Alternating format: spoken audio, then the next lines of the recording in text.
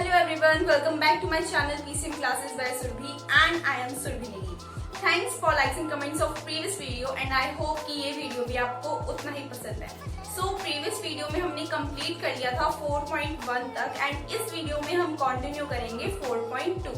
So let's get started. Well, हम start करने वाले हैं एक्सरसाइज 4.2 एंड एक्सरसाइज 4.2 में हम पढ़ने वाले हैं प्रॉपर्टीज ऑफ डिटर्मिनेंट्स के बारे में. प्रॉपर्टीज ऑफ डिटर्मिनेंट्स क्या होती हैं? तो सबसे पहले प्रॉपर्टी की बात करते हैं जिसमें ये होता है कि आइडेंटिकल मैट्रिक्स में एंड जीरो मैट्रिक्स में इन दोनों का जो डिटर्मिनेंट होता है वो जीरो आएगा. आइडेंटिकल मैट्रिक्स में क्या होगा, आपके दो रो या फिर कोई दो कॉलम सेम होने चाहिए. अगर वो दोनों सेम होंगे यानी कि दो रो या फिर दो, सपोज हमारे पास ये मैट्रिक्स है एंड यहाँ पे first row and second row दोनों सेम है, तो जो डिटर्मिनेंट होगा मैट्रिक्स का वो ऑटोमेटिकली जीरो आ जाएगा. नेक्स्ट, जीरो मैट्रिक्स का डिटर्मिनेंट भी जीरो ही आएगा. बट अगर आपका क्वेश्चन में नहीं गिवन है कि वो आइडेंटिकल मैट्रिक्स है या जीरो मैट्रिक्स है, तो आप उस मैट्रिक्स को आइडेंटिकल मैट्रिक्स में कन्वर्ट करेंगे या फिर जीरो मैट्रिक्स में कन्वर्ट करेंगे. यहाँ पे है, यहाँ पे हमें नहीं गिवन है कि कोई भी दो रो सेम है या फिर दो कॉलम सेम है. यहाँ पे सारे अलग अलग हमारे पास एलिमेंट्स है, तो आप कुछ प्रॉपर्टीज को अप्लाई करके उनके एलिमेंट्स को चेंज कर सकते हैं. प्रॉपर्टीज कैसे अप्लाई करेंगे? इस तरीके से इस फॉर्म में अप्लाई करना है आपको. सपोज आप R2 में अप्लाई कर रहे हो, ठीक है.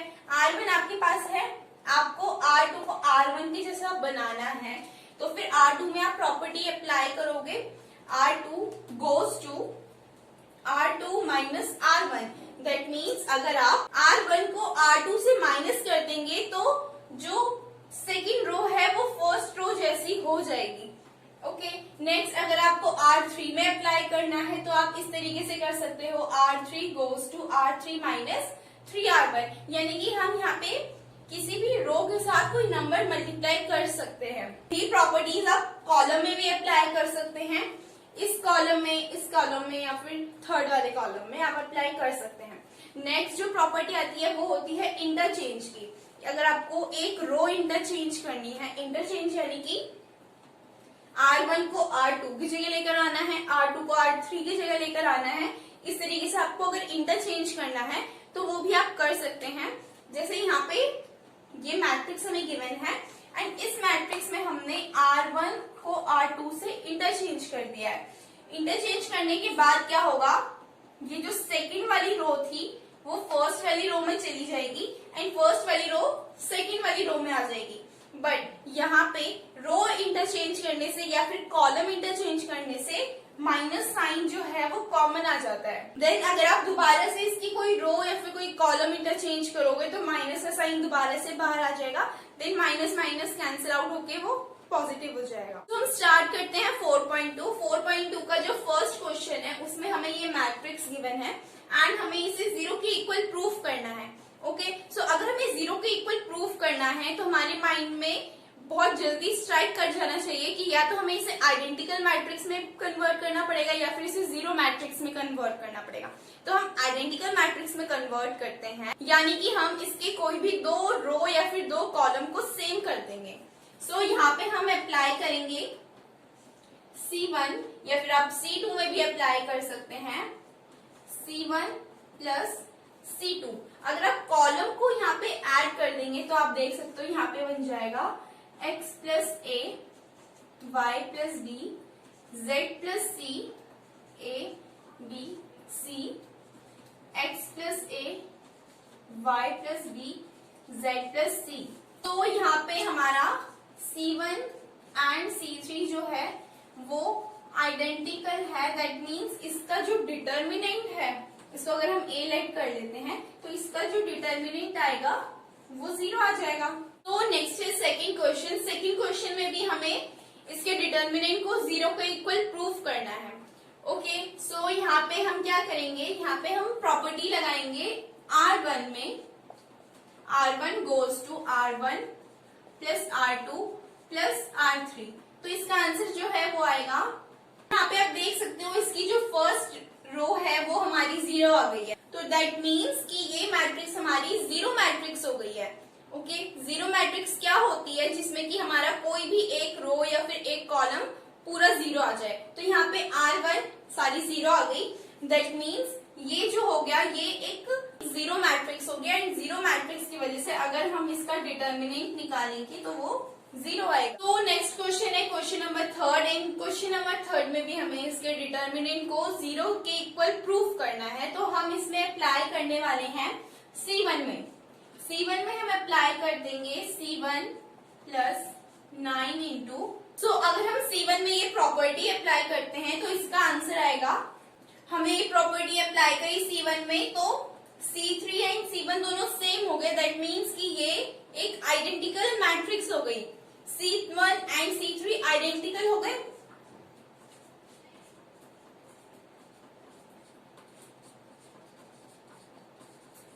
तो यहाँ पे इसका जो डिटर्मिनेंट आएगा, अगर हम इसे इलेक्ट करते हैं तो इसका डिटर्मिनेंट आ जाएगा जीरो।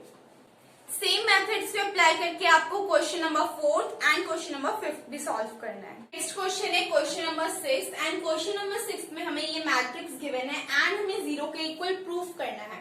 बट इस बार हम क्या कर सकते हैं, क्वेश्चन को एक्सपेंड कर सकते हैं। बिकॉज क्वेश्चन नंबर 1 से क्वेश्चन नंबर 5 में हम क्वेश्चंस को एक्सपेंड नहीं कर सकते थे, यहाँ पे हम एक्सपेंड कर सकते हैं। सो सबसे पहले हमने प्रॉपर्टीज अप्लाई करी R2 में एंड R3 में।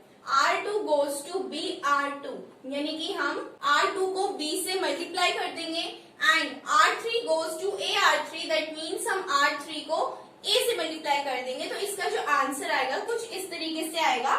यहाँ पे R2 में B इंटू हो गया एंड R3 में A इंटू हो गया।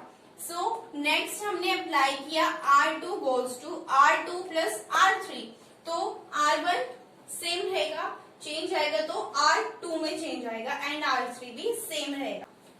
इस वाले स्टेप के बाद देन हमने यहाँ पे C1 के अलॉन्ग एक्सपेंड कर देंगे। C1 के अलॉन्ग हम एक्सपेंड करेंगे, दैट मीन्स C1 के अलॉन्ग हमें डिटर्मिनेंट निकालना है। जैसे कि हम यहाँ पे जीरो लेंगे, ठीक है, तो ये वाला एंड ये वाला हम हाइड कर लेंगे, बाकी के जो 4 एलिमेंट्स बचेंगे वो एज इट इज लिखेंगे, उन्हें सॉल्व करेंगे। But as we know zero है यहाँ पे, जीरो से हम कुछ भी इंटू करेंगे वो जीरो ही आएगा। सेकेंड ये भी जीरो है, so again zero. But third वाला ए बी है, बट ए बी के साथ भी जीरो आएगा बिकॉज आप ये हाइड करेंगे एंड ये वाला हाइड करेंगे। तो यहाँ पे आप देख सकते हो a b c minus a b c cut के जीरो हो जाएगा and a b into zero. So यहाँ पे आंसर जीरो आ गया, यानी कि हमने ये प्रूफ कर दिया है कि इसका डिटर्मिनेंट जीरो होता है। तो नेक्स्ट है question number 7। And question number 7 में हमें ये मैट्रिक्स गिवन है एंड हमें इस मैट्रिक्स को प्रूफ करना है equals to 4 A² B² C² के। ओके, सो हमने यहाँ पे क्या करा, सबसे पहले हमने A B C हमने कॉमन ले लिया R1 R2 एंड R3 से। ओके, कॉमन लेने के बाद जो ABC है वो मैट्रिक्स के बाहर आ जाएगा एंड अंदर जो है बाकी जो भी टर्म्स रह रही हैं वो एज इट इज आएंगी। नेक्स्ट हमने दोबारा से ABC कॉमन लिया है, बट इस बार हमने C1 C2 एंड C3 से कॉमन लिया है। तो यहाँ पे आप देख सकते हो जो मैट्रिक्स अंदर रह गई है वो सारी 1 की फॉर्म में रह गई है। देन हमने यहाँ पे एक्सपेंड कर दिया है इस मैट्रिक्स को अलोंग R1। अगर हम R1 के अलोंग एक्सपेंड करेंगे, यानी कि इसके अलोंग एक्सपेंड करेंगे, तो A² B² C² तो एज इट इज आ जाएगा यहाँ पे।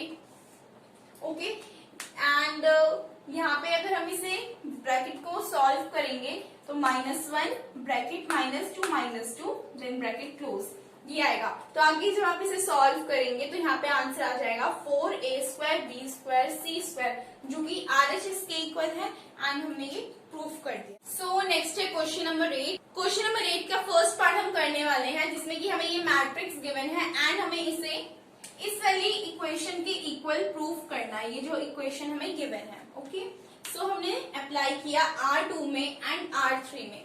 R2 में हमने अप्लाई किया R2 goes to R2 minus R1 and R3 में हमने अप्लाई किया R3 minus R1।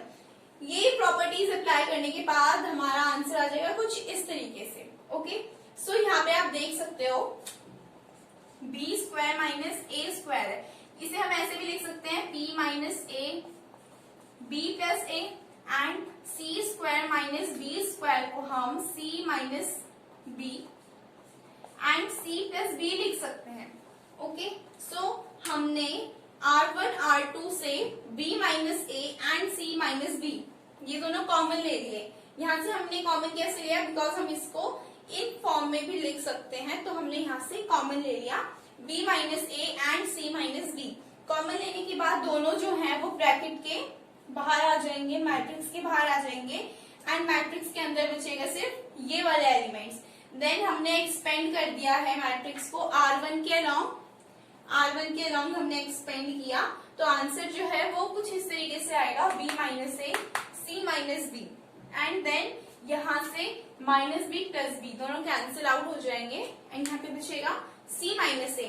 देन हमने यहाँ से माइनस का साइन कॉमन ले लिया, यहाँ से भी माइनस का साइन कॉमन ले लिया, तो वो माइनस माइनस कैंसिल आउट होके पॉजिटिव हो जाएगा एंड हमारा आंसर आ जाएगा a minus b into b minus a into c minus a, जो कि RHS के इक्वल होता है। सेम मेथड से आपको इसका जो सेकंड वाला पार्ट है वो भी फाइंड आउट करना है। यही प्रॉपर्टीज का यूज करके आपको क्वेश्चन नंबर 9 भी सॉल्व करना है। तो नेक्स्ट क्वेश्चन है क्वेश्चन नंबर 10 एंड हम क्वेश्चन नंबर 10 का सेकंड पार्ट करने वाले हैं, जिसमें कि हमें ये मैट्रिक्स गिवन है एंड इस मैट्रिक्स को हमें इक्वल प्रूफ करना है इस इक्वेशन के।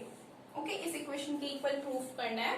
सो सबसे पहले हमने अप्लाई करी है property R1 goes to R1 plus R2 plus R3, यानी कि इन तीनों को ऐड कर दिया है हमने सिंपल तरीके से, तो यहाँ पे आ जाएगा 3y प्लस के R1 में। ठीक है, देन हमने 3y प्लस के R1 से कॉमन ले लिया, कॉमन लेने के बाद यहाँ पे 1 1 1 रह जाएगा।